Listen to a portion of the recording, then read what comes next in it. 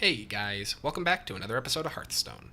Today we're going to be continuing to check out the Knights of the Frozen Throne expansion, this time with match number 2 of our new and improved Prince Zoolock deck. This deck is doing really well since the nerf patch came through, and so I thought it'd be a lot of fun to share with you guys, so let's see if we can win our second match. Gul'dan versus Arthas. For Lordaeron, your soul shall be mine. Oh my god, it finally happened. I got a prince in my opening hand. Holy shit, I've been waiting for this day for ages.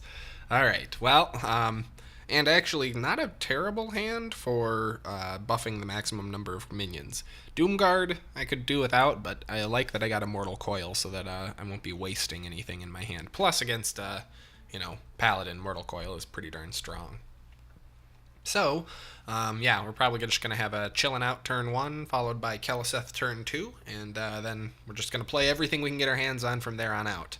We're just going to have to hope that this Paladin can't control us too hard. Make sure we don't overplay our hand too much.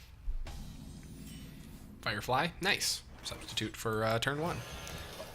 I will say I really like to be able to play the buffed Firefly, but, I mean, hey, I could have drawn patches, so...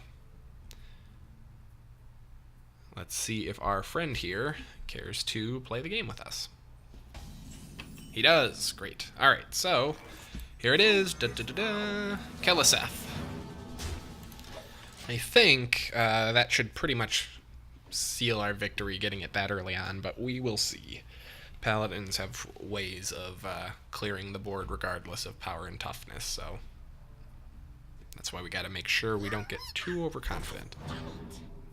He can't afford to play the secret, can he? No, we went first. So, unless he wants to coin into it, we should be able to just take out the Hydrologist before he can get like a getaway Kodo. Although, based on how long he's taking to decide, I think he probably got some not great picks. In which case, it's probably going to be a noble sacrifice.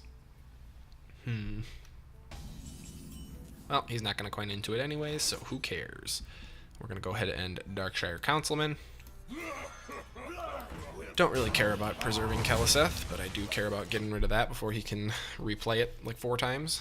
And yeah, still sitting pretty darn well. Next turn we're going to Serenite Chain Gang, which synergizes with our Councilman really well, and then we can bounce both our minions off of his 1/4.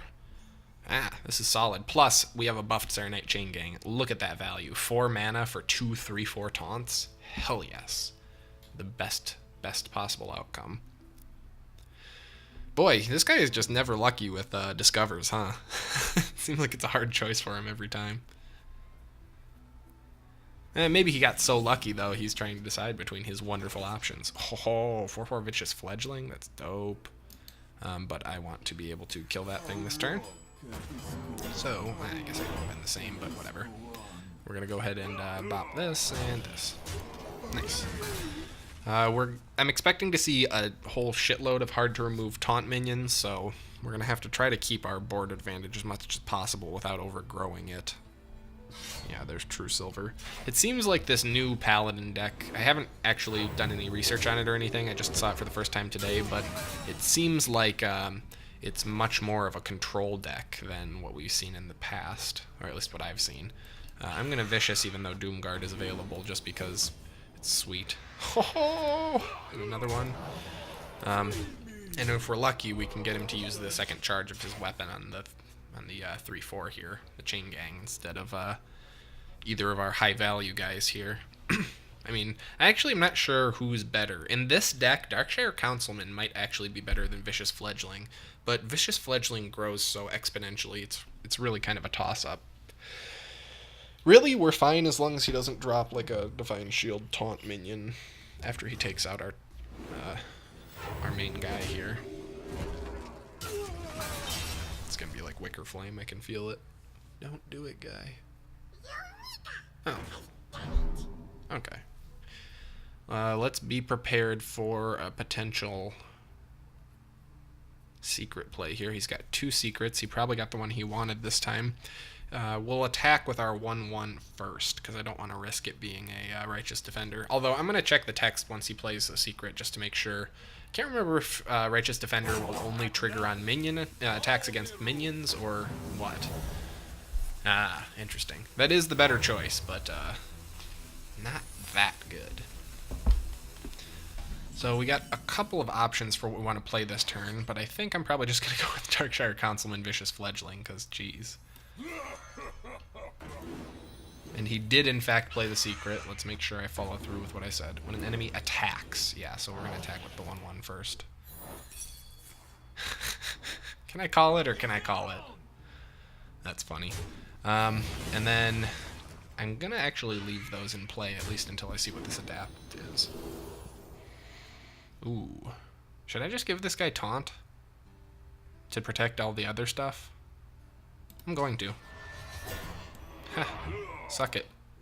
Now you have to trade both your minions into him unless you have another weapon or a, you know, consecrate combo, but... Or sorry, I guess it's calling it a consecrate combo is kind of moot at this point since so many cards have kind of replaced consecrate's role. I think maybe just saying a quality combo is better.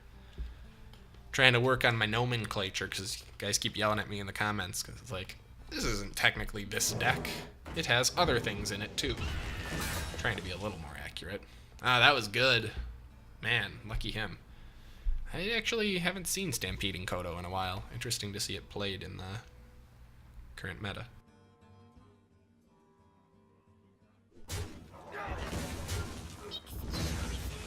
That is pretty okay with me, honestly. Let's go ahead and I can Soulfire Mortal Coil to take that out, assuming I don't happen to discard Mortal Coil. I'm probably going to discard my other Doomguard. I always discard Doomguard. Oh,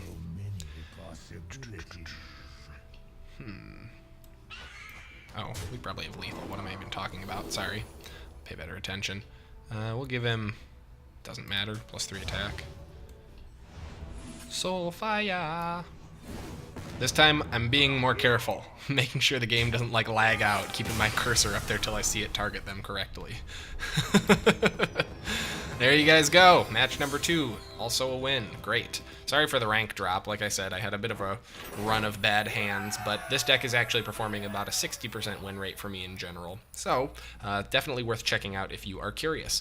If you guys enjoyed this episode, please be sure to like, subscribe, and leave a comment below so that I know. As always, thank you guys so much for watching, and I will see you next time.